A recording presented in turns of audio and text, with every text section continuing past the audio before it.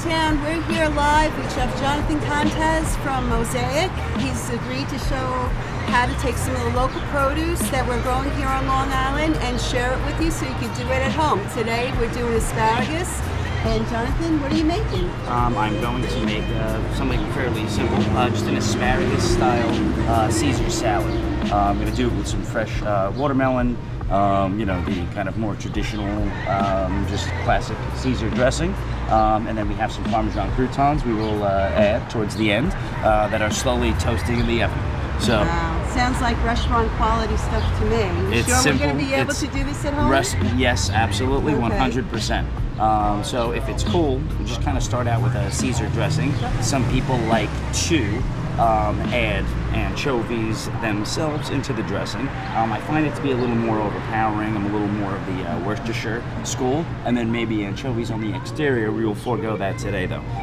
So here I have just a third a cup of mustard, 2 tablespoons of garlic powder, 3/4 cup of Parmesan cheese, teaspoon of chili flake, teaspoon of oregano, and a teaspoon of salt and pepper. Now, as far as the mustard goes, is that a spicy brown mustard? This is old school Golden's brown and spicy mustard. Works very good with this. Would kind of add the adhesion or the emulsion, if you will, and just a touch of spice. But we also add the chili flakes in there as well.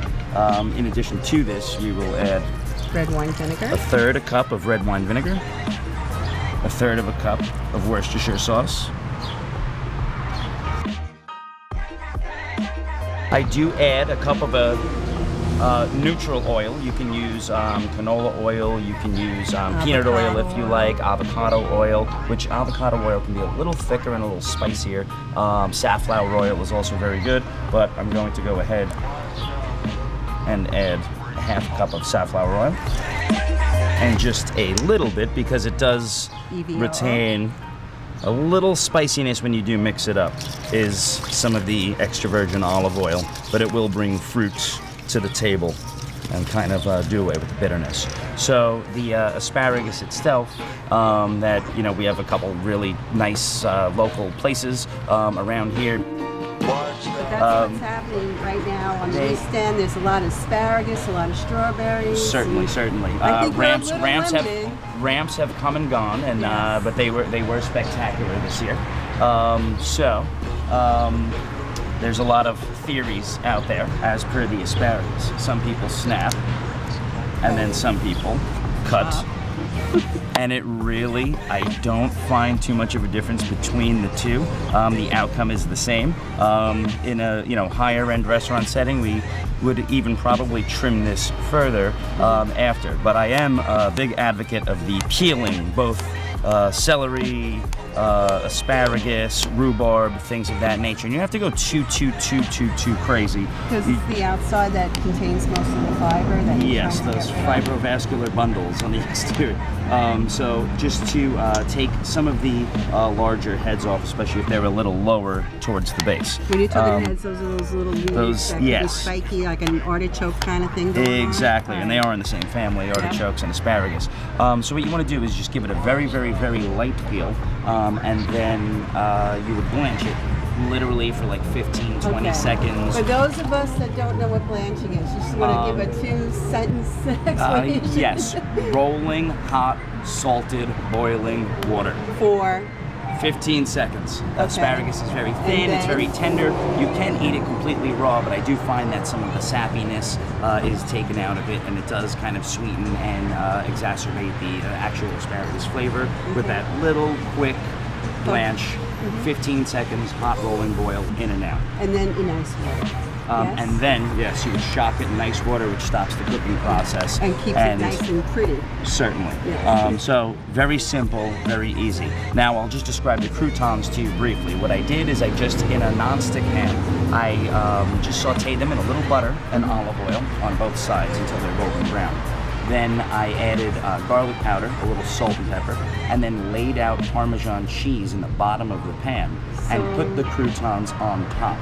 The garlic powder So- actually went in after the butter was melted? Yes, Okay. correct, because the garlic can tend to maybe burn Yeah. if it's toasting a little too long, so I kind of like to do that like last moment. Okay. But the garlicier, the better, I would think, in the school of Caesar Salad. thought and process.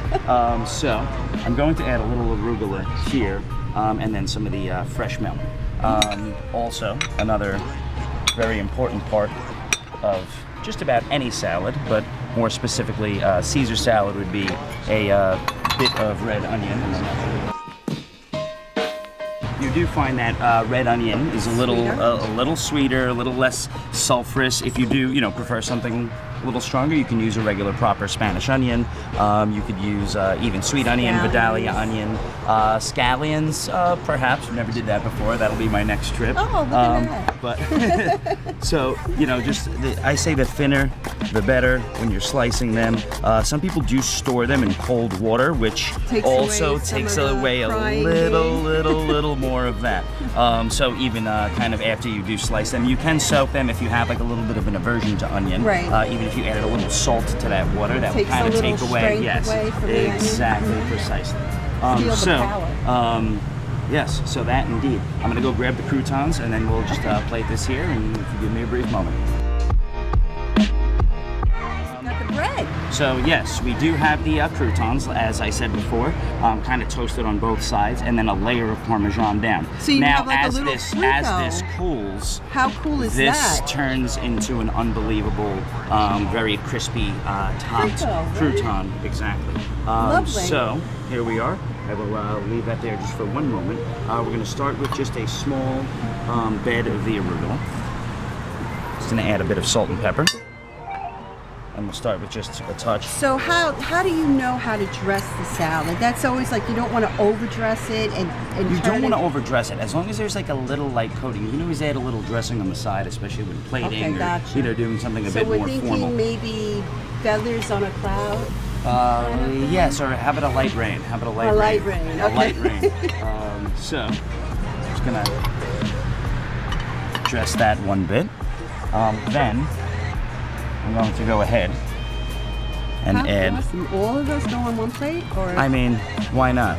It's the Wow. magic of television, isn't it? Wow. So, also, just kind of adding a little of the fresh watermelon here. So this is a little deconstructed. This is a little deconstructed. If you wanted to chop this up and put it all in a bowl, but it's nice, especially kind of getting ahead, or if you're doing some sort of brunch or lunch or Giving something your like guests that. something to do. People can like grab the components that they desire, rather than have to grab just so a you scoop could of set salad. this all up as a buffet.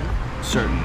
That's interesting. Yes, you may, and kind of do stuff separately, and a little toasted bacon I think would go a very good way, or toasted One dozen. pancetta. So of course, so I'm just going to go ahead and just add a little more of the dressing to coat the watermelon, and then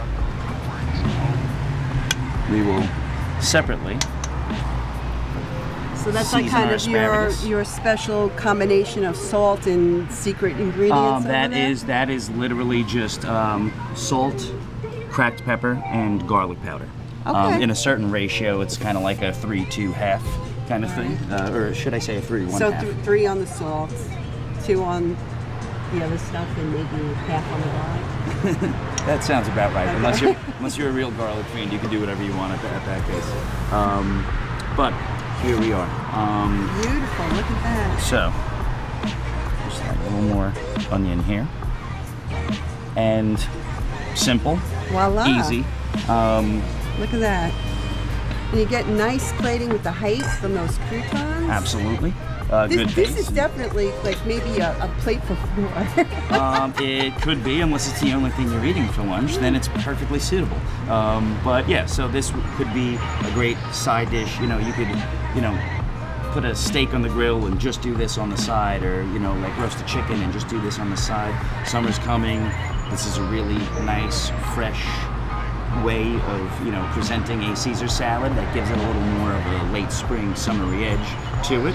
And I think, you know, most palates in the world that I've experienced would highly enjoy something like Lots this. of flavor. So, Well, thank you so much so for sharing Nancy, my your Long Island absolute chef 100% pleasure.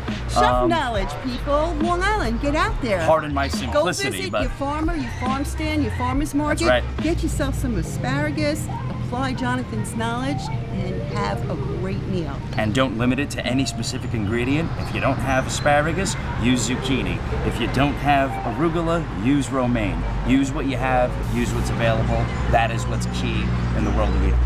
Spend your money local.